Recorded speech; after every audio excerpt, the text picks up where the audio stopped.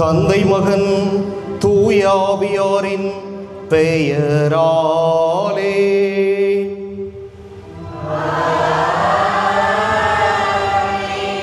நம் ஆண்டவராகிய இயேசு கிறிஸ்துவின் அருளும் கடவுளின் அன்பும் தூய ஆவியாரின் நட்புறவும் உங்கள் அனைவரோடும் இருப்பதாக.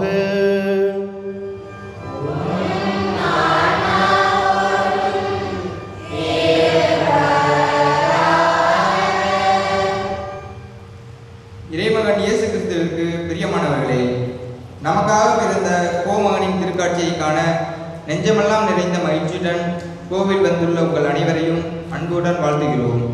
3 ஞானியரும் பல கோடி மக்களின் மனங்களில் தாக்கங்களை உருவாக்கி இருக்கிறார்கள்.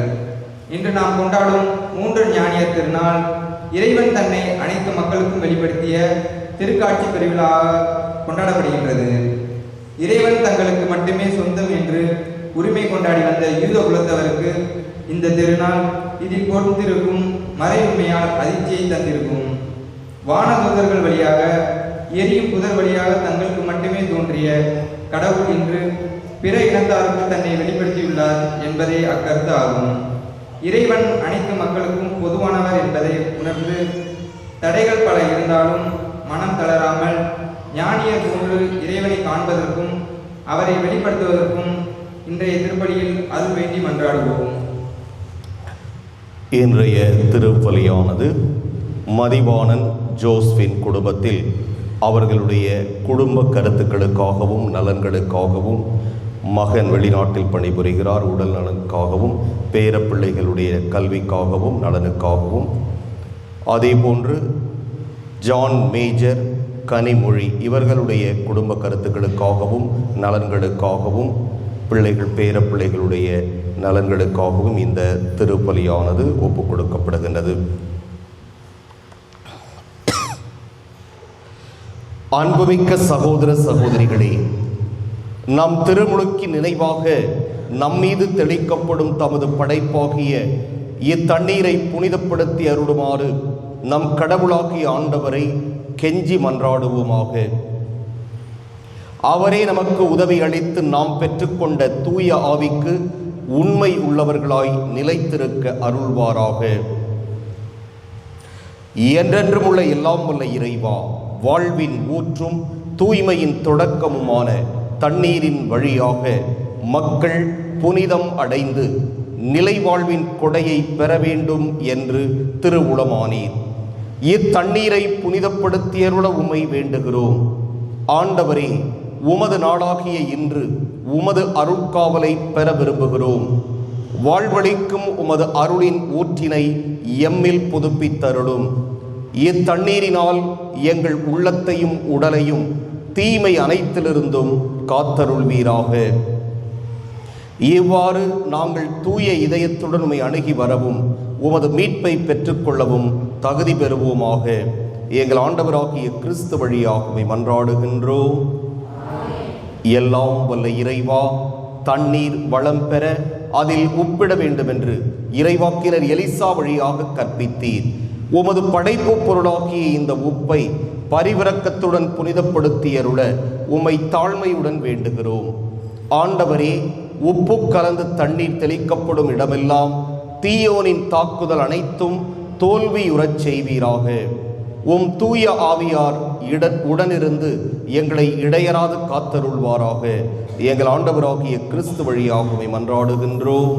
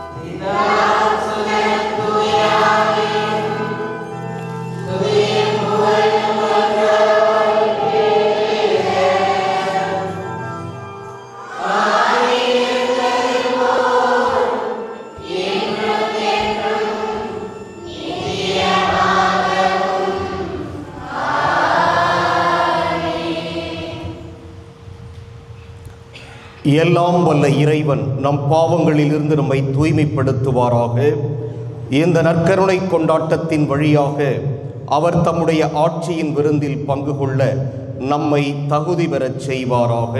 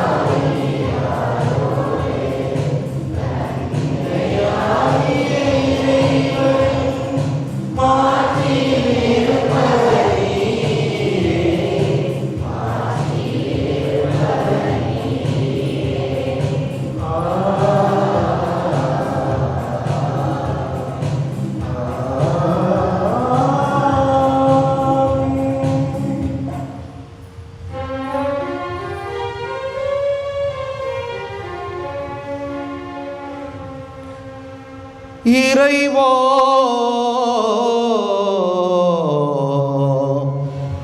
விண்மீன் வழி நடத்த ஒரே திருமகனை இன்று பிற இனத்தாருக்கு வெளிப்படுத்திய நீர் கனிவுடன் வரம் அருளவும் வேண்டுகிறோம். அதனால் உம்மை ஏற்கனவே நம்பிக்கையால் அறிந்துள்ள நாங்கள் உமது மாட்சியின் தோற்றத்தை கண்டுகளிக்கும் வரை வழி நடத்தப்படுவோமாக.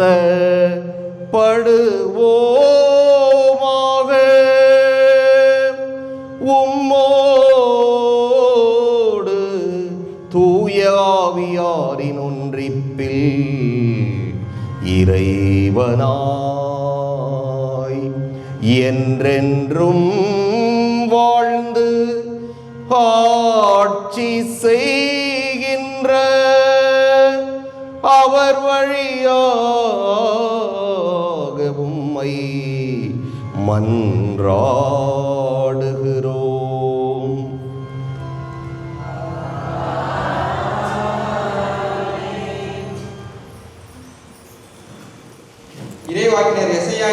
முதல் வாசகத்தில் மெசியாவின் வருகையின் போது எருசலேம் நகரில் நடைபெறும் நிகழ்வுகளை இங்கே பதிவு செய்கிறார். கடவுளின் மாட்சி நிறைந்த ஒளியைக் கண்டு பிற இனத்தவர் அந்த ஒளியை தேடி வருவார்கள். செல்வங்கள் தேடி வரும். அவர்கள் கடவுளின் புகழ் பாடுவார்கள் என்று முன்னுரைத்ததை கவனமுடன் கேட்போம்.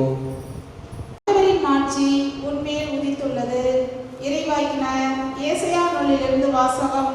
அதிகாரம் 60, இறை வார்த்தைகள் 1-6 வரை. எருசலேமே எழு, ஒளி வீசு, உன் ஒளி தோன்றியுள்ளது. ஆண்டவரின் மாட்சி உன்மேல் உதித்துள்ளது. இதோ இருள் பூவுலகை மூடும், காரிருள் மக்களினங்களை கவ்வும். ஆண்டவரோ உன் மீது எழுந்தருள்வார். அவரது மாட்சி உன் மீது தோன்றும். பிற இனத்தார் உன் ஒளி நோக்கி வருவர். மன்னர் உன் உதய கதிர் நோக்கி நடை போடுவர். உன் கண்களை உயர்த்தி உன்னை சுற்றிலும் பார். அவர்கள் அனைவரும் ஒருங்கே திரண்டு உன்னிடம் வருகின்றனர். தொலைவில் இருந்து உன் புதல்வர் வருவர். உன் புதல்வியர் தோளில் தூக்கி வரப்படுவர். அப்பொழுது நீ அதை கண்டு அகமகிழ்வாய். உன் இதயம் வியந்து விரும்பும். கடலின் திரள் செல்வம் உன்னிடம் கொணரப்படும். பிற இனத்தாரின் சொத்துக்கள் உன்னை வந்தடையும். ஒட்டகங்களின் பெருந்திரள் உன்னை நிரப்பும். மிதியான், எப்பாகு ஆகியவற்றின் இளம் ஒட்டகங்களும் வந்து சேரும். சேபா நாட்டினர் யாவரும் பொன் நறுமண பொருள் ஏந்தி வருவர். அவர்கள் ஆண்டவரின் புகழை எடுத்துரைப்பர். இது ஆண்டவர் வழங்கும் அருள்வாக்கு.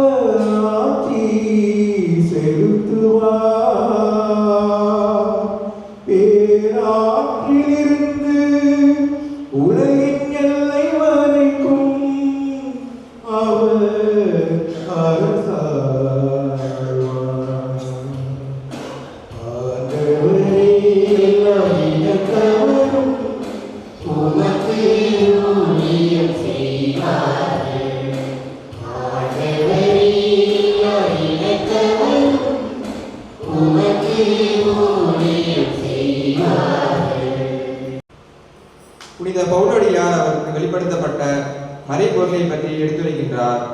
நற்செய்தியின் வழியாக பிற இனத்தாரும் இயேசு கிறிஸ்துவின் வழியாக உடன் உரிமையாளரும் உடன் பங்காளிகளும் ஆகிறார்கள் என்று இயம்பும் இக்கருத்திற்கு கவனமுடன் செவிமடுப்போம். இனத்தாரும் கிறிஸ்து உடன் உரிமையாளர் என இப்போது வெளியாக்கப்பட்டுள்ளது. திருத்தூதர் பவுல் எபேசியருக்கு எழுதிய திருமுகத்திலிருந்து வாசகம். அதிகாரம் 3, இறைவசனம் 2 மற்றும் 3, மேலும் 5 மற்றும் 6. சகோதர சகோதரிகளே, உங்கள் நலனுக்காக கடவுளின் அருளால் எனக்கு அளிக்கப்பட்ட பொறுப்பை பற்றி கேள்விப்பட்டிருப்பீர்கள் என எண்ணுகிறேன். அந்த மறைபொருள் எனக்கு இறை வெளிப்பாட்டின் வழியாகவே தெரியப்படுத்தப்பட்டது. அந்த மறைபொருள் மற்ற தலைமுறைகளில் வாழ்ந்த மக்களுக்கு தெரிவிக்கப்படவில்லை. ஆனால் இப்போது தூய ஆவி வழியாக தூய திருத்தூதருக்கும் இறைவாக்கினருக்கும் வெளிப்படுத்தப்பட்டுள்ளது. நற்செய்தியின் வழியாக பிற இனத்தாரும் கிறிஸ்து இயேசுவின் மூலம் உடன் உரிமையாளரும் ஒரே உடலின் உறுப்பினரும் வாக்குறுதியின் உடன் பங்காளிகளும் ஆகியிருக்கிறார்கள் என்பதே அம்மறைபொருள். இது ஆண்டவர் வழங்கும் அருள்வாக்கு.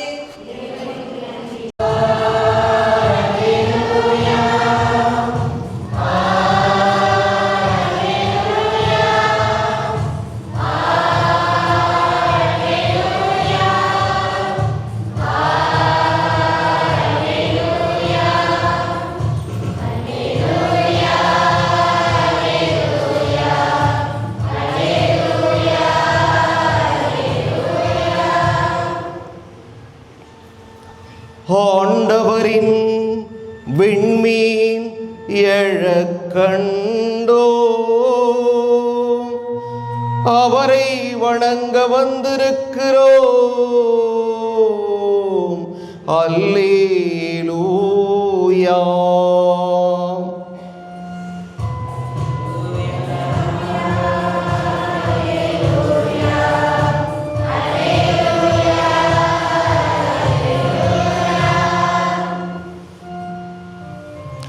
ஆண்டவர் உங்களோடு இருப்பாராக.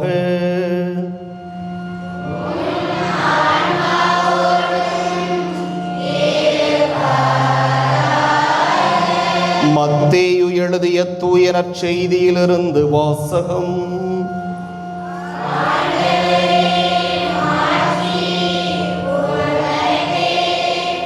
அதிகாரம் 2, இறைவாக்குகள் 1 தொடக்கம் 12 இறுதியாக. ஏரோது அரசன் காலத்தில் யூதேயாவில் உள்ள பெத்லெகேமில் இயேசு பிறந்தார். அப்போது கிழக்கிலிருந்து ஞானிகள் எருசலேமுக்கு வந்து, யூதர்களின் அரசராக பிறந்திருக்கிறவர் எங்கே? அவரது விண்மீன் எழக் கண்டோம், அவரை வணங்க வந்திருக்கிறோம் என்றார்கள். இதை கேட்டதும் ஏரோது அரசன் கலங்கினான். அவனோடு எருசலேம் முழுவதும் கலங்கிற்று. அவன் எல்லா தலைமை குருக்களையும் மக்களிடையே இருந்த மறைநூல் அறிஞர்களையும் ஒன்று கூட்டி மெசியா எங்கே பிறப்பார் என்று அவர்களிடம் விசாரித்தான். அவர்கள் அவனிடம், யூதேயாவில் உள்ள பெத்லெகேமில் அவர் பிறக்க வேண்டும், ஏனெனில் யூதா நாட்டு பெத்லெகேமே, யூதாவின் ஆட்சி மையங்களில் நீ சிறியதே இல்லை. ஏனெனில் என் மக்களாகிய இஸ்ரேலை ஆயரென ஆள்பவர் ஒருவர் உன்னிலிருந்தே தோன்றுவார் என்று இறைவாக்கினர் எழுதியுள்ளார் என்றார்கள். பின்பு ஏரோது யாருக்கும் தெரியாமல் ஞானிகளை அழைத்து கொண்டு போய் விண்மீன் தோன்றிய காலத்தை பற்றி விசாரித்து உறுதி செய்து கொண்டான். மேலும் அவர்களிடம், நீங்கள் சென்று குழந்தையை குறித்து திட்டவட்டமாய் கேட்டு எனக்கு அறிவியுங்கள், அப்பொழுது நானும் சென்று அக்குழந்தையை வணங்குவேன் என்று கூறி அவர்களை பெத்லெகேமுக்கு அனுப்பி வைத்தான். அரசன் சொன்னதை கேட்டு அவர்கள் புறப்பட்டு போனார்கள். இதோ முன்பு எழுந்த விண்மீன் தோன்றி குழந்தை இருந்த இடத்திற்கு மேல் வந்து நிற்கும் வரை அவர்களுக்கு முன்னே சென்று கொண்டிருந்தது. அங்கே நின்ற விண்மீனை கண்டதும் அவர்கள் மட்டில்லா பெருமகிழ்ச்சி அடைந்தார்கள். வீட்டிற்குள் அவர்கள் போய் குழந்தையை அதன் தாய் மரியா வைத்திருப்பதை கண்டார்கள். நெடுஞ்சான் கிடையாய் விழுந்து குழந்தையை வணங்கினார்கள். தங்கள் பேழைகளை திறந்து பொன்னும் சாம்பிராணியும் வெள்ளை போலவும் காணிக்கையாக கொடுத்தார்கள். ஏரோதிடம் திரும்பி போக வேண்டாம் என்று கனவில் அவர்கள் எச்சரிக்கப்பட்டதால் வேறு வழியாக தங்கள் நாடு திரும்பினார்கள்.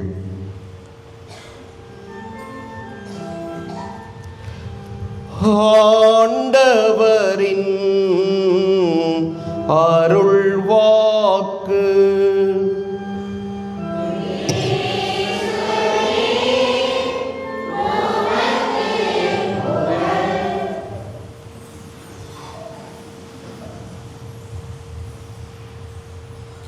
இன்று நம்ம எல்லோருக்கும் ஒரு ஜாலியான விழா. என்ன விழா?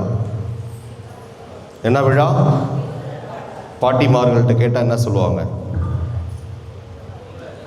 மூன்று ராஜாக்கள் விழா அப்படின்னு சொல்லுவாங்க. அது அப்புறம் 3 அரசர்கள் பெருவிழாவாக மாறியது. இப்பொழுது தாய் திரு அவை எப்பிஃபனி, இந்த திருவிழாவுக்கு பேர் எப்பிஃபனி. இந்த எப்பிஃபனிங்கிறது உண்மையான அர்த்தம் காட்சி, திருக்காட்சி. அந்த திருக்காட்சி என்கிற பெயர் தான் இந்த விழாவுக்கு பொருத்தமாக இருக்கும் என்று ஒரு 7-8 ஆண்டுகளுக்கு முன்பாக இந்த 3 அரசர்கள் பெருவிழாவை திருக்காட்சி பெருவிழா என்று மாற்றம் செய்திருக்கிறார்கள். உங்களுக்கு தெரியும் ஏன் என்று. 3 அரசர்கள் பெருவிழா, திருக்காட்சி பெருவிழா என்று நாம் அழைத்து கொண்டாடுகின்ற இந்த விழாவானது நமக்கு பாரம்பரியமாக இந்த விழாவன்று என்ன செய்வாங்க, நிறைய பேர் நிறைய பங்குல இன்றைக்கு தான் என்ன கொண்டாடுவாங்க, பொங்கல் வைப்பாங்க. ஒரு சில பேர் பொங்கல் திருவிழா என்று வைப்பார்கள். ஒரு சில கிராமங்களிலும் பங்குகளிலும் இந்த 3 அரசர்கள் பெருவிழா அன்றுதான் மிகச்சிறப்பாக பொங்கல் செய்து கொண்டாடுவார்கள் என்பது உங்கள் எல்லோருக்குமே தெரிந்த ஒன்று. இதை கேட்டதும் ஏரோது அரசன் கலங்கினான் என்று சொல்லப்பட்டிருக்கிறது. கலங்குறதுனா என்னது? கண்ணு கலங்குறது இல்லை, கண்ணு கலங்குறது இல்லை. இந்த கலங்குறதுனா என்னது? ஒரு செய்தியை கேட்ட உடனே அப்படியே ஆடி போகிறது, இதயமே கலங்குது, இதயமே ஆடி போகுது. நம்மளாம் பிக் பாஸ் பார்த்துட்டு இருக்கோம். நேற்று நிறைய பேருடைய இதயம் கலங்கி போச்சு. ஏன்? 2 சாத்தான்கள் ரெட் கார்டு கொடுத்து வெளியேற்றும் போது நிறைய பேர் அப்படியே கலங்கி போயிட்டாங்க. ஆகா, இது நடக்குமா, நடந்துருச்சே என்று நினைப்பது போன்று கலங்கி போய்விட்டார்கள். அதுதான் கலக்கம், கலங்குவது என்பது. எனவே ஏரோது அரசன் கலங்கினான். இதயமே ஒரு ஆட்டம் காணும். அந்த கலங்கினான் என்பது அந்த இடத்திலே அந்த அர்த்தத்தை பெறுகிறது. ஆம், எதற்காக ஏரோது அரசன் கலங்குகிறான்? எதற்காக கலங்குகிறான்? இவனே அரசனாக இருக்கிறான். இந்த இஸ்ரேல் மக்களை 1000 ஆளப்போகிற அரசன் ஒருவன் பிறந்திருக்கிறான் என்றால் அடி வயிற்றுல புலி கரைக்குமா கரைக்காதா? கரைக்குமா கரைக்காதா? ஆமாம், அடி வயிற்றுல புலி கரைக்கும். இதுதான் இங்கே நடக்குது. என்னடா, நம்ம தான் பெரிய ஆளு, அரசர், இந்த நாட்டுக்கே நம்ம தான் தலைவர் என்று நினைத்து மக்களை எல்லாம் ஆண்டு கொண்டிருக்கிற இந்த தருணத்திலே இஸ்ரேல் மக்களை 1000 ஆள்பவர் ஒருவர் உன்னிலிருந்தே தோன்றுவார் என்று இங்கே இருக்கிறவங்களாம் சொல்கிறாங்களே, அது நடந்ததாக இந்த 3 யானைகளும் இங்கே வந்து சொல்லி கொண்டிருக்கிறார்களே என்று கேட்டபோது அடி வயிற்றிலே புலி கரைத்து விட்டது போன்ற ஒரு உணர்வு அவனிடம் ஏற்பட்டதை நாம் பார்க்கிறோம். ஆனால் இது நடந்தே தீரும், இது நடக்கும் என்று முதல் வாசகம் நமக்கு உறுதியான ஒரு நம்பிக்கையை கொடுக்கிறது. அவர் வந்துட்டார் அப்படின்னா, அந்த பாலன் இயேசு பிறந்துட்டாரு அப்படின்னா என்னென்ன நம்முடைய வாழ்விலே நடக்கும் என்பதை ஒரு பட்டியலிட்டு நமக்கு இன்றைய முதல் வாசகம் கொடுக்கிறது. என்ன சொல்லுகிறது என்றால், இதோ இருள் பூவுலகை மூடும், காரிருள் மக்களினங்களை கவ்வும், ஆண்டவரோ உன்மீது எழுந்தருள்வார், அவரது மாட்சி உன்மீது தோன்றும். எங்க பார்த்தாலும் காரிருள், உலகத்தில் காரிருள், மனசில் ஒரே இருள், மகிழ்ச்சி இல்லை, சந்தோஷம் இல்லை, எப்போ பார்த்தாலும் ஒரு சோகமான உணர்வு, ஏதாவது ஒன்று குடும்பத்திலே அடுத்தடுத்து மனசு கஷ்டப்படுற மாதிரி நடந்துக்கிட்டே இருக்குது, தோல்வி வந்துக்கிட்டே இருக்கு என்று ஒரு காரிருள் படர்ந்த நம்முடைய மனது. அப்படி இருக்கும்போது இந்த உலகத்தை பார்க்கும்போது நமக்கு மகிழ்ச்சியாக இருக்காது, ஒரு சந்தோஷமாக இருக்காது. அதைத்தான் காரிருள் நம்முடைய உள்ளத்தில் படர்ந்திருக்கும் போது இதுதான் நடக்கும். அடுத்ததாக, பிற இனத்தார் உன் ஒளி நோக்கி வருவர், மன்னர் உன் உதயக்கதிர் நோக்கி நடை போடுவர். மன்னர், அதான் 3 அரசர்கள், 3 ஞானிகள். ஏன் ஞானிகள் என்று சொல்லுகிறார்கள் என்றால், இறைவனுடைய திட்டத்தை அவங்க வேலையை செஞ்சிட்டு இருக்கிறாங்க. திடீரென்று இறைவன் அவருடைய திட்டத்தை வெளிப்படுத்துகிறாரு. போங்க, அங்கே ஒருத்தர் பிறந்திருக்கிறாரு, அவரை போய் நீங்கள் தரிசியுங்கள் என்று சொன்னபோது அதை உணர்ந்து புரிந்து அதை செயல்படுத்துகிறார்களே, எனவேதான் அவர்கள் ஞானிகள். இறைவனுடைய திட்டத்தை முழுமையாக புரிந்து கொண்டு யார் யாரெல்லாம் செயல்படுத்துகிறார்களோ அவர்கள் எல்லோருமே ஞானிகள். நாமும் எளிதாக ஞானிகள் ஆக முடியும். அது இறை திட்டத்தை புரிந்து கொண்டு செயல்படுத்துகின்ற பொழுது நாம் ஞானிகளாக மாறிவிடுகிறோம். உன் கண்களை உயர்த்தி உன்னை சுற்றிலும் பார், அவர்கள் அனைவரும் ஒருங்கே திரண்டு உன்னிடம் வருகின்றனர். தொலையிலிருந்து உன் புதல்வர் வருவர், உன் புதல்வியர் தோளில் தூக்கி வரப்படுவர். அப்பொழுது நீ அதை கண்டு அகமகிழ்வாய், உன் இதயம் வியந்து விம்மும். கடலின் திரள் செல்வம் உன்னிடம் கொணரப்படும். பாருங்க, செல்வம் நம்மை வந்து சேரும். பிற இனத்தாரின் சொத்துக்கள் உன்னை வந்து அடையும். இந்த பிற இனத்தாரின் சொத்து அப்படின்னு பார்க்கும்போது எனக்கு ஒரு ஞாபகம் வருது. சிங்கப்பூர் நாட்டை உருவாக்கிய சிங்கப்பூரின் தந்தை லீ குவான் யூ. இந்த லீ குவான் யூ அவர் இப்போ இறந்துட்டார். நாங்கள் இருக்கும்போது அவர் உயிரோடு இருந்தார். நான் வந்த பிறகு ஒரு 6 மாதத்தில் சிங்கப்பூரில் ஒரு பெரிய பிரச்சனை நடந்தது. அந்த நாட்டில் நடக்காத ஒன்று. நம்முடைய தமிழ்நாட்டைச் சேர்ந்த ஒரு இளைஞனை ஒரு பேருந்தை ஏற்றி வேணும்னு செய்யலை, ஆனால் அது ஒரு விபத்தாக நடந்து விட்டது. அதை தவிர்த்திருக்கலாம், ஆனால் அவர்கள் தவிர்க்கவில்லை.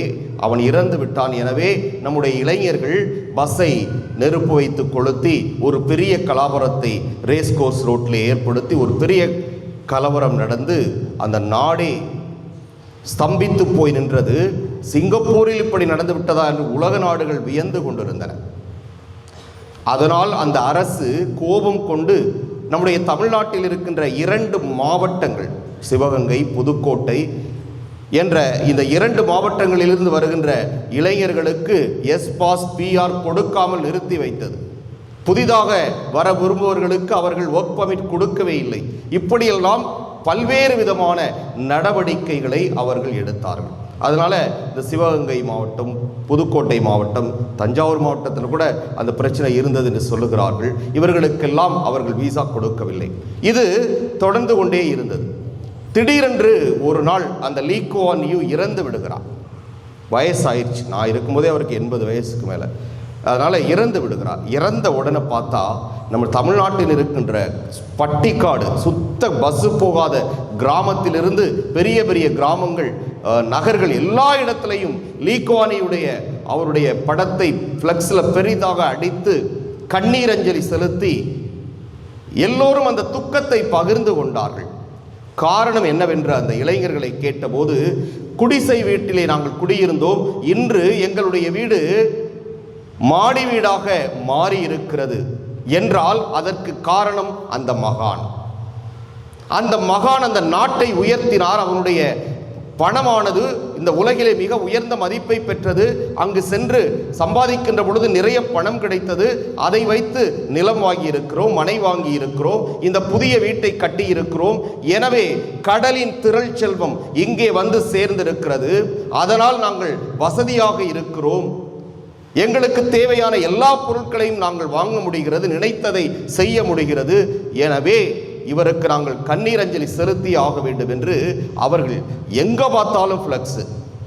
இந்த நிகழ்வானது சிங்கப்பூர் அரசிற்கு சென்று சேருகிறது. ஆகா, தமிழ்நாட்டிலே சுத்த பட்டிக்காடு என்று சொல்லப்படுகிற கிராமங்கள், பெரிய கிராமங்களிலெல்லாம் இந்த மகானுக்கு இப்படி ஒரு கண்ணீரஞ்சலி செலுத்துகிறார்களா, இவருடைய இழப்பை இப்படி தவிப்போடு அவர்கள் பார்க்கிறார்களா என்று அறிந்த அந்த அரசாங்கமானது அவர்கள் போட்டு வைத்திருந்த இந்த சட்டங்களை எல்லாம் அழைத்துவிட்டு மீண்டும் எல்லா மாவட்டங்களிலிருந்து வருபவர்களுக்கு அவர்களுக்கு தேவையான ஒர்க் பர்மிட் எல்லாவற்றையும் அவர்கள் கொடுத்தார்கள். இது எதனால்? நம்முடைய நன்றி விசுவாசம். கடலின் திரள் செல்வம் நம்மை வந்து சேரும் என்று இங்கே ஆண்டவர் சொல்கிறார். அதே போன்றுதான் நம்முடைய பிள்ளைகள் சிங்கப்பூர் மட்டும் கிடையாது, வளைகுடா நாடுகள், அமெரிக்கா, கனடா என்று எத்தனையோ நாடுகளிலே நம்முடைய பிள்ளைகள் சென்று ஏன் போகிறார்கள்? இங்கே சம்பாதிக்க முடியலை. இங்கே எவ்வளவுதான் கடினப்பட்டு உழைத்தாலும் ஏதோ அன்றாடம் நம்முடைய குடும்பத்தை வழிநடத்த முடியும், அவ்வளவுதான். நமக்கு தேவையான அளவிற்கு அது கிடைக்காது என்று அறிந்துதான் இன்று எத்தனையோ நாடுகளில் நம்முடைய பிள்ளைகள் சென்று சம்பாதித்து இங்கே வசதியாக வாழ்ந்து கொண்டிருக்கிறார்கள் என்றால் இது ஆண்டவர் சொன்ன வார்த்தை. கடலின் திரள் செல்வம் அங்கு கடல் கடந்து போய் கொண்டாந்து வந்து சேர்க்கிறாங்க. கடல் கடந்து போய் எல்லாவற்றையும் நமக்கு கொண்டு வந்து சேர்க்கிறாங்க. ஆக ஆண்டவர் சொன்ன வார்த்தை இது. இன்னும் எத்தனையோ பேர் போய் பல நாடுகளிலே அங்கே குடியிருக்கிறாங்க. அதனால ஆண்டவர் சொன்ன வார்த்தை ஒருபோதும் வீணாய் போகாது. எனவே இவை எல்லாமே ஆண்டவர் வந்த பிறகு நடக்கும் என்று சொன்னார்கள். அது நடந்து கொண்டிருக்கிறது. ஆகவே ஆண்டவருடைய திருக்காட்சி பெருவிழாவை கொண்டாடுகின்ற இந்த தருணத்திலே இந்த வாசகமானது இன்னொன்றையும் நமக்கு உணர்த்துகிறது. இந்த 3 ஞானிகள் வந்தார்களே, அவர்கள் யூதர்கள் அல்ல. அவர்கள் ஆங்கிலத்திலே ஜென்டைல்ஸ் என்று சொல்லப்படுகிறார்கள். ஜென்டைல்ஸ் என்றால் பிற இனத்தவர், யூத அல்லாத பிற இனத்தவர். நம்ம மொழியில் சொல்லணும்னா பிற ஜாதி. எதற்காக ஆண்டவர் அவர்களை தேர்ந்து கொள்கிறார்? இயேசுவை சந்திக்க என்றால் அங்குதான் நமக்கு ஒரு மாபெரும் நற்செய்தி கொடுக்கப்படுகிறது. இந்த பிறந்திருக்கின்ற பாலன் யூத இனத்திலிருந்து பிறந்திருந்தாலும் அவர் எல்லோருக்கும் சொந்தமானவர். இந்த உலகில் இருக்கின்ற அனைத்து இனத்தினருக்கும் அவர் சொந்தமானவர் என்பதை நமக்கு வெளிப்படுத்த வேண்டும் என்பதற்காக இந்த 3 ஞானிகளும், யூதர் அல்லாத 3 ஞானிகளும் ஆண்டவரை பாலனை சென்று முகமுகமாய் தரிசிப்பதை நாம் பார்க்கிறோம். எனவே அன்புக்குரிய சகோதர சகோதரிகளே, இன்றைய நற்செய்தியிலே அந்த ஏரோது அரசன் இவை எல்லாவற்றையும் கேட்டுவிட்டு ரொம்ப அக்கறையா நீங்கள் போய் பாருங்க, வந்து என்கிட்ட சொல்லுங்க, நானும் போய் அவரை முகமுகமாய் தரிசிக்க வேண்டும், தண்டனிட்டு வணங்க வேண்டும் என்றெல்லாம் ஆசையை வெளிப்படுத்தி செல்கிறான். ஆனால் அது உண்மையான எண்ணம் கிடையாது. எப்படியாவது அந்த பாலனை கொலை செய்ய வேண்டும் என்பதற்காகத்தான், அழித்து விட வேண்டும் என்பதற்காகத்தான். தனக்கு போட்டியாக நாமளே நிறைய பேர் செய்கிறோம். நமக்கு போட்டியாக யாராவது வர்றதா தெரிஞ்சா அவங்களை அழித்து விடுகிறோம், கொலை செய்து விடுகிறோம், போய் செய்வன செய்கிறோம். அவன் வாழ்ந்துடக்கூடாதுன்னு சொல்லிட்டு செய்வன செய்கிறது. எல்லா அநியாயங்களும் நம்ம செய்கிறது. நம்ம மட்டும்தான் வாழணும், அடுத்தவங்க மகிழ்ச்சியாக இருக்கக்கூடாது, சந்தோஷமாக வாழ்ந்துடக்கூடாது என்று எவ்வளவோ அநியாயங்களை செய்கிறோம். ஆனால் அதே போன்று இந்த அரசன் நினைக்கிறான். அவனுடைய முயற்சி வெற்றி பெறவில்லை. அவர்கள் கனவிலே எச்சரிக்கப்பட்டு வேறு வழியாக நாடு திரும்பினார்கள் என்று நற்செய்தி கூறுகிறது. எப்பொழுதும் இறை திட்டம்தான் நிறைவேறும். அவ்வப்பொழுது நாம் செய்கின்ற செய்வினைகள், நாம் செய்கின்ற அடுத்தவருக்கு எதிரான செயல்பாடுகள் தற்காலிக வெற்றியை தரும். ஆனால் நிரந்தர வெற்றி அது தோற்று போயிடும், சீக்கிரம் போயிடும். அது நிரந்தர வெற்றியை ஆண்டவர் நமக்கு தருவார். எனவே அவர்கள் கனவிலே எச்சரிக்கப்பட்டு வேறு வழியாக தங்களுடைய நாடு திரும்பினார்கள். இந்த பாலன் இயேசு நமக்கெல்லாம் மீட்பர் என்று வெளிப்படுத்தும் விழாதான் இன்றைய திருக்காட்சி திருவிழா. நம் எல்லோருக்கும் அவர் மீட்பராக பிறந்திருக்கிறார். யூதர்களுக்கு மட்டுமல்ல, எல்லோருக்குமே பிறந்திருக்கிறார் என்று வெளிப்படுத்தும் இந்த விழாவிலே நாமும் எல்லோருக்கும் எல்லாமுமாய் இருப்போம். ஆமென். எழுந்து நின்று விசுவாசத்தை அறிக்கையிடுவோம்.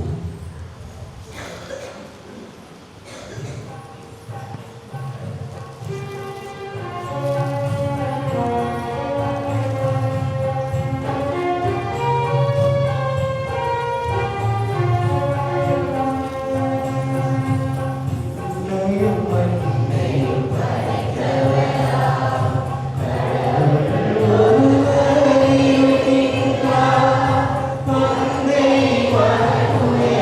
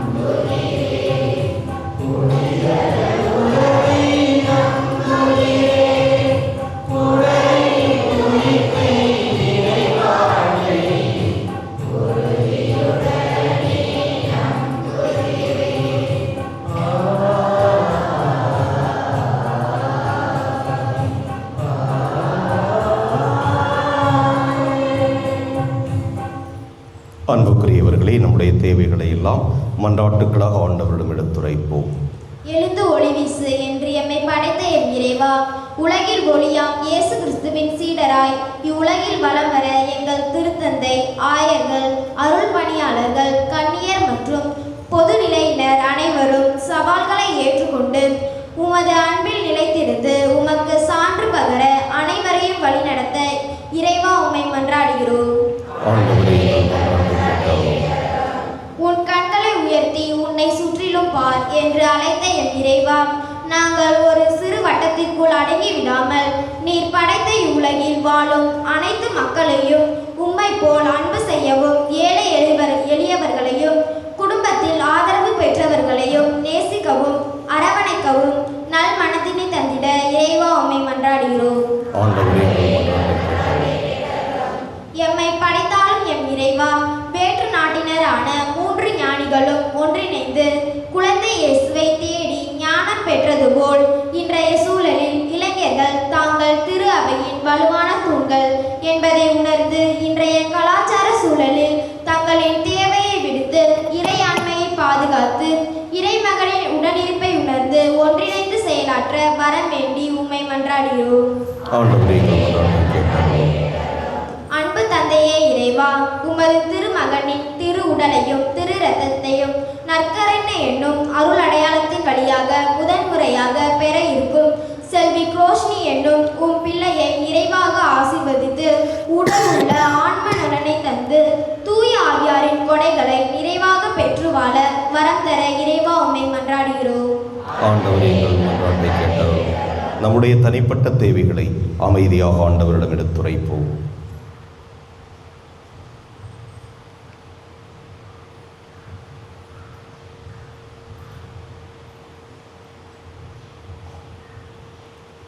மன்றாடுவோமாக. எங்கள் புகலிடமும் பலவுமாக இறைவா, எங்களிடம் இறைவர்வை தூண்டி எழுப்புகிறவர் நீரே.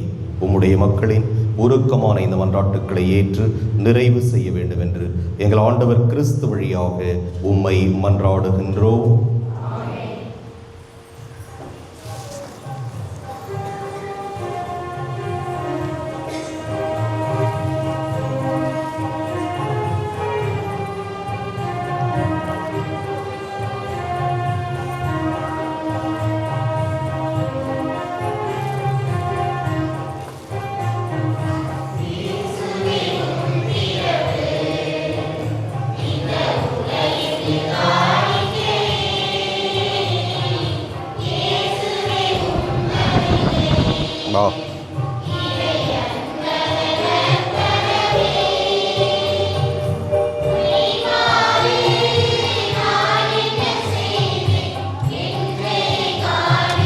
பத்திரம் 2 கையால் பிடிச்சி வை. சென்டரில் உள்ள தள்ளி வை.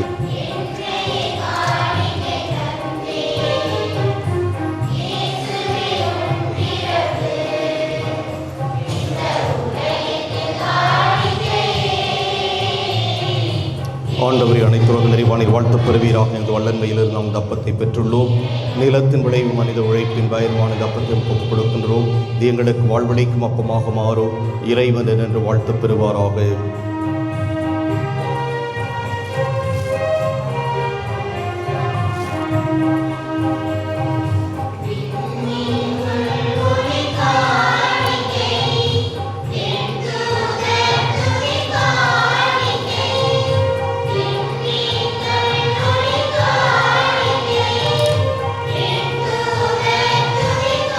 ஆண்டவரே, அனைத்துலக நிறைவானில் வாழ்த்துப் பெறுவீராக. 7 வல்லன்மையில் நாம் ரசத்தை பெற்றுள்ளோம். திராட்சை செடியும் மனித உழைப்பின் பயனுமான ரசத்தில் ஒப்புக் கொடுக்கின்றோம்.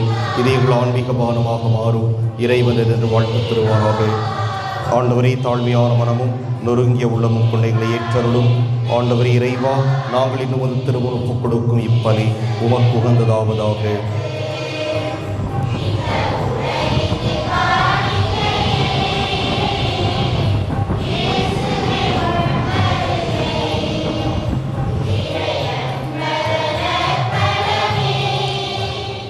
சகோதர சகோதரிகளே, என்னுடையதும் உங்களுடையதுமான இப்பலி எல்லாம் வல்ல தந்தையாக இறைவனுக்கு ஏற்றதாகும்படி மன்றாடுங்கள்.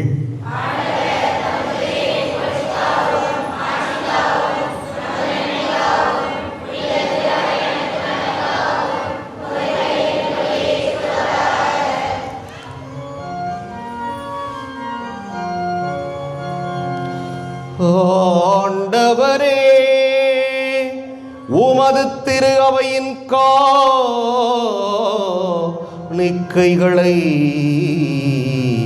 கனிவுடன்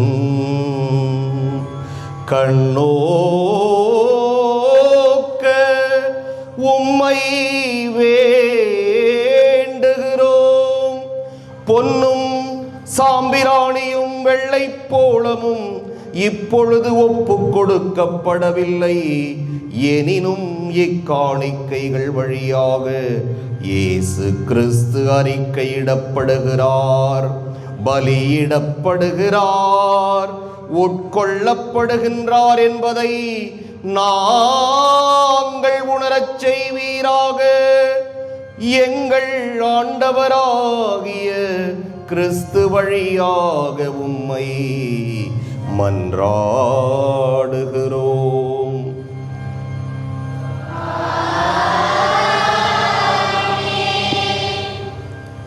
ஆண்டவர் உங்களோடு இருப்பாராக.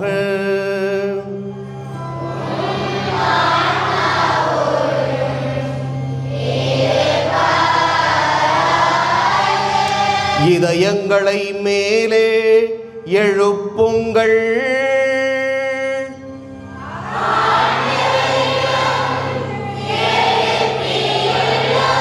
நம் இறைவனாகிய ஆண்டவருக்கு நன்றி கூறுவோம்.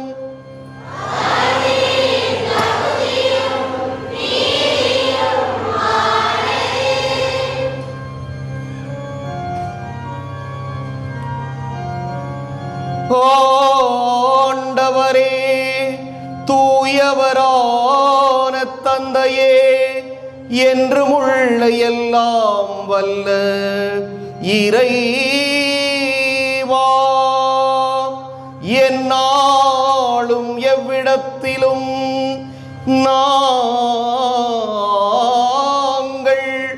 உமக்கு நன்றி செலுத்துவது மெய்யாகவே தகுதியும் நீதியும் ஆகும். எங்கள் கடமையும் மீட்புக்கு உரிய செயலுமாகும். ஏனெனில் பிற இனத்தாருக்கு ஒளியாகிய கிறிஸ்துவில் எமது மீட்பின் மறைபொருளை இன்று வெளிப்படுத்தினீர். சாவுக்கு உரிய எங்களது மனிதத்தன்மையில் அவர் தோன்றிய போது அவருக்கு உரிய சாகாத்தன்மையின் மாட்சியால் எங்களை புதுப்பித்தீர். ஆகவே வானதூதர் முதன்மை வானதூதரோடும் அரியணையில் அமர்வோர் தலைமை தாங்குவோரோடும் வான்படைகளின் அணிகள் அனைத்தோடும் சேர்ந்து நாங்கள் உமது மாட்சியை புகழ்ந்து முடிவின்றி பாடுவதாவது: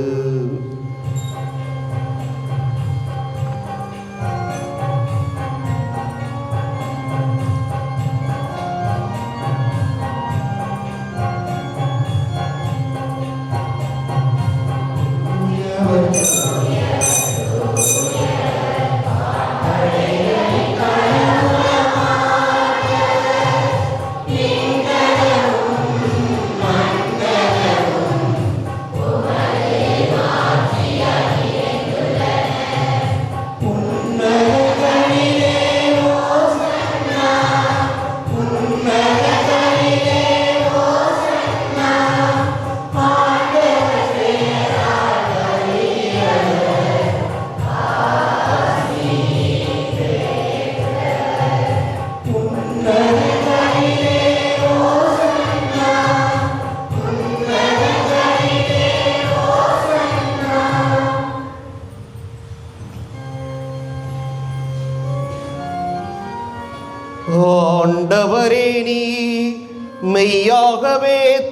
தூயவர், தூய்மை அனைத்துக்கும் ஊற்று. ஆகவே உம்முடைய ஆவியை பொழிந்து இக்காணிக்கைகளை தூய்மைப்படுத்த உம்மை வேண்டுகிறோம். இவ்வாறு எங்கள் ஆண்டவர் இயேசு கிறிஸ்துவின் உடலும் இரத்தமுமாக எங்களுக்கு இவை மாறுவனவாக. அவர் பாடுபட உளம் கனிந்து தம்மை கையளித்த போது அப்பத்தை எடுத்து நன்றி செலுத்தி அதை பிட்டு தம் சீடர்களுக்கு அளித்து கூறியதாவது: அனைவரும் இதிலிருந்து பெற்று உண்ணுங்கள், ஏனெனில் இது உங்களுக்காக கையளிக்கப்படும் என் உடல்.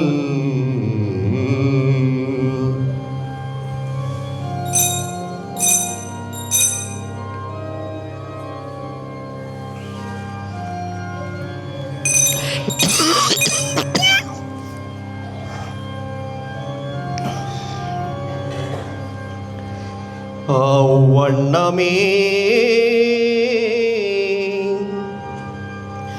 இரவு விருந்தை அருந்தியபின் கிண்ணத்தையும் எடுத்து மீண்டும் உமக்கு நன்றி கூறி தம் சீடர்களுக்கு அளித்து அவர் கூறியதாவது: அனைவரும் இதிலிருந்து பெற்று பருகுங்கள், ஏனெனில் இது புதிய நிலையான உடன்படிக்கைக்கு உரிய என் இரத்தத்தின் கிண்ணம். இது பாவ மன்னிப்புக்கென்று உங்களுக்காகவும் பலருக்காகவும் சிந்தப்படும். இதை என் நினைவாக செய்யுங்கள்.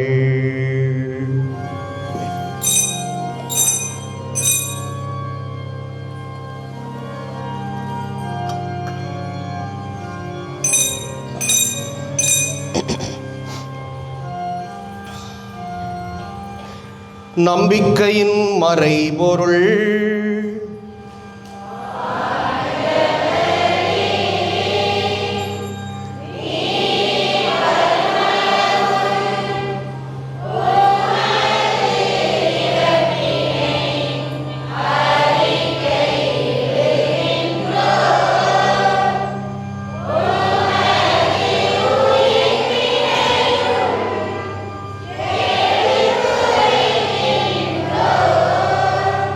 ஆகவே ஆண்டவரே, நாங்கள் கிறிஸ்துவின் இறப்பினையும் உயிர்ப்பினையும் நினைவு கூர்ந்து வாழ்வு தரும் அப்பத்தையும் மீட்பளிக்கும் கிண்ணத்தையும் உமக்கு ஒப்புக் கொடுக்கின்றோம். உம் திருமுன் நின்று உமக்கு ஊழியம் புரிய தகுந்தவர்கள் என எங்களை ஏற்றுக்கொண்டீர். எனவே உமக்கு நன்றி செலுத்துகிறோம். மேலும் கிறிஸ்துவின் உடலிலும் இரத்தத்திலும் பங்கு கொள்ளும் எங்களை தூய ஆவியார் ஒன்று சேர்க்க வேண்டும் என உம்மை தாழ்மையுடன் மன்றாடுகின்றோம். ஆண்டவரே, உலகெங்கும் பரவி இருக்கும் உமது திரு அவையை நினைவு கூர்ந்தருளும். எங்கள் திருத்தந்தை லியோ, எங்கள் ஆயர் சகாயராஜ், எல்லா திருநிலையினராகிய அனைவரோடும் உமது திரு அவை அன்பில் நிறைவு பெறச் செய்தருளும். மேலும் உயிர்த்தெழும் எதிர்நோக்குடன் துயில் கொள்ளும் எங்கள் சகோதரர் சகோதரிகளையும் இறந்தோர் அனைவரையும் இரக்கத்துடன் நினைவு கூர்ந்து உமது திருமுக ஒளியினுள் ஏற்றருளும். எங்கள் அனைவர் மீதும் இரக்கமாயிரும். கடவுளின் கன்னித்தாயான புனித மரியா, அவருடைய கணவரான புனித யோசேப்பு, புனித திருத்தூதர்கள், இவ்வுலகில் உமக்குகந்தவராய் இருந்தோர் ஆகிய புனிதர் அனைவருடனும் நாங்கள் நிலை வாழ்வில் பங்கு கொள்ளும் தகுதி பெற்று உம் திருமகன் இயேசு கிறிஸ்து வழியாக உம்மை புகழ்ந்தேத்தும் வரமருள உம்மை மன்றாடுகிறோம்.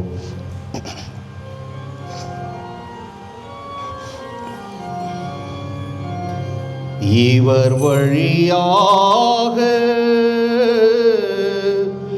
இவரோடு இவரில் எல்லாம் வல்ல இறைவனாகிய தந்தையே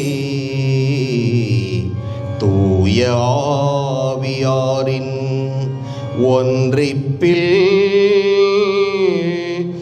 எல்லா புகழும் ஆட்சியும் என்றென்றும் உமக்கு உரியதே.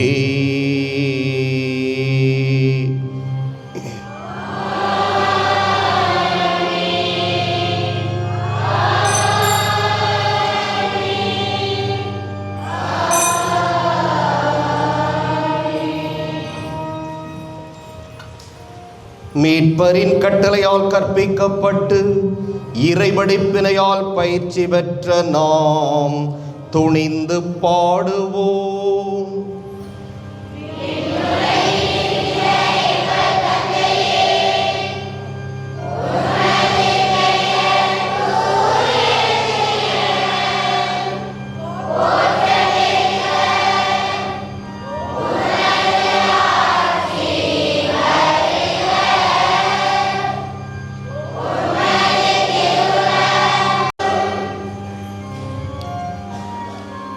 ஆண்டவரே, தீமை அனைத்திலிருந்தும் எங்களை விடுவித்து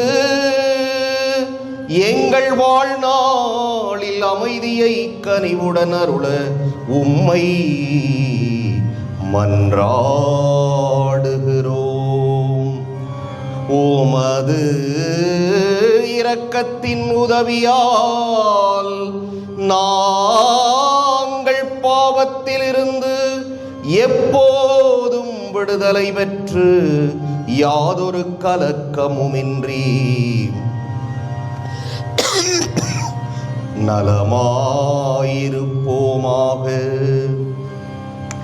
நாங்கள் எதிர்நோக்கியிருக்கும் பேரின்பத்துக்காகவும் எம் மீட்பராகிய இயேசு கிறிஸ்துவின் வருகைக்காகவும் காத்திருக்கின்றோம்.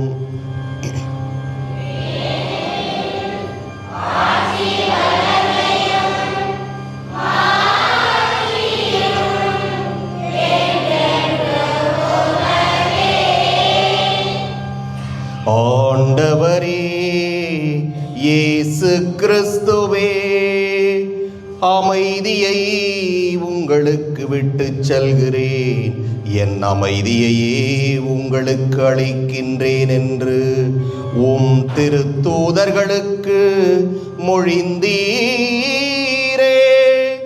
எங்கள் பாவங்களை பாராமல் உமது திரு அவையின்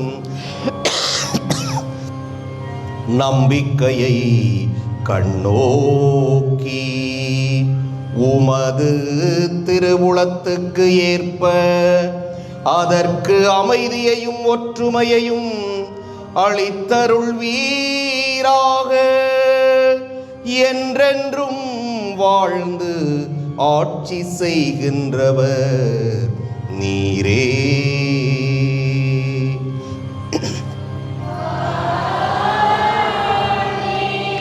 ஆண்டவருடைய அமைதி உங்களோடு என்றும் இருப்பதாக.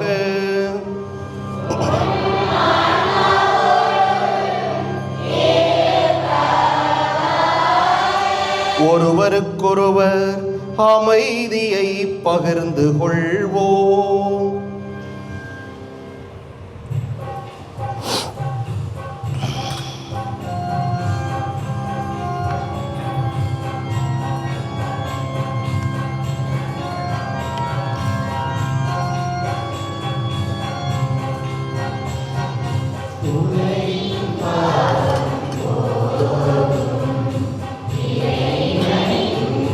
Amen.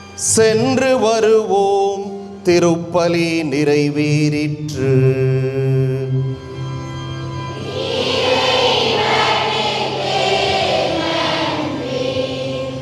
அன்புக்குரியவர்களே, இன்று இந்த சிறுமி இயேசுவை முதலில் பெற்றிருக்கிறார். ஒரு சில தினங்களுக்கு முன்பாகவே பெற்றிருக்க வேண்டும். அவருடைய தாய் வழி பாட்டனார் மறைவின் காரணமாக அன்றைய தினம் அதிலே பங்கெடுக்க முடியவில்லை. ஆனால் அவருக்கு ஆசை, அந்த கூட்டத்தில் எல்லாரோடும் சேர்ந்து புதுநன்மை வாங்க வேண்டும் என்று அவ்வளோ ஆசைப்பட்டார். ஆனால் கடவுள் ஒரு திட்டம் வைத்திருந்தார், அது முடியாமல் போய்விட்டது. எனவே இன்று அவர் ஆண்டவர் இயேசுவை தன்னுடைய உள்ளத்திலே தாங்கி இருக்கிறார். எனவே அவருக்கு கைதட்டி நம்முடைய பாராட்டுதலை நன்றியும் தெரிவித்துக் கொள்வோம். அவரை நல்ல முறையிலே இதற்காக தயாரித்த அருட்சகோதரிகளுக்கும் கைதட்டி நம்முடைய நன்றியை பாராட்டையும் தெரிவித்துக் கொள்வோம்.